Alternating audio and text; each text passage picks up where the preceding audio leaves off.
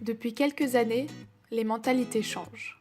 Le souhait d'une consommation éthique et durable et la recentralisation des marchés ont redonné de l'importance aux races locales. Quel rôle jouent-elles? Étudions leurs contributions sur le développement territorial du Grand Est. Allons au contact des agriculteurs pour récolter des informations. Rendez-vous chez une éleveuse en Meurthe-et-Moselle. Elle va nous expliquer l'importance de ces chèvres de Lorraine sur le paysage.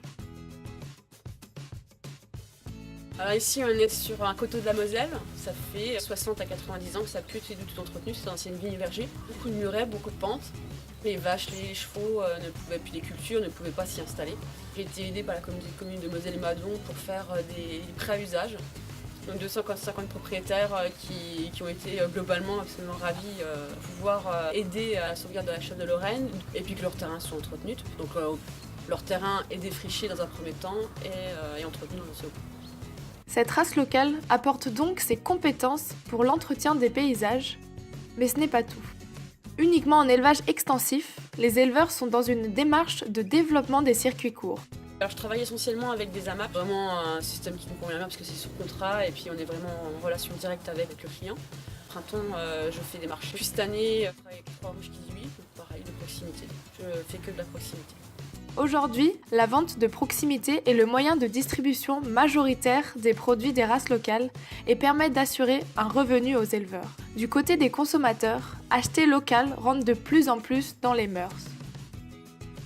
Malgré leur effectif restreint, les races locales occupent une place importante dans le patrimoine et la culture de la région. C'est souvent pour cette raison que les éleveurs les choisissent. Mais les races rustiques n'ont pas toujours eu la cote. Ce qui était race ancienne, race rustique, tout ça, on éliminait. On voulait quelque chose de beaucoup plus productif. Mais j'ai résisté et je suis toujours fidèle à mon choix et conforté dans mon choix. Aujourd'hui, il y a un regain pour toutes les races rustiques. On a su adapter notre race au contexte économique actuel. Mais comment faire connaître ces races au grand public? Il existe des associations représentant la plupart des races locales, comme la poule d'Alsace, le lapin sablé des Vosges, le trait ardennais ou la chèvre de Lorraine. Elles permettent, entre autres, leur promotion lors d'événements locaux, voire nationaux. Les salons et foires sont une vitrine de choix pour ces animaux. Finalement, les races locales du Grand Est ont un impact social et culturel fort. Leur contribution économique et environnementale sur un territoire reste modérée. Mais cela tend à s'accroître ces dernières années avec le regain d'intérêt pour les races locales.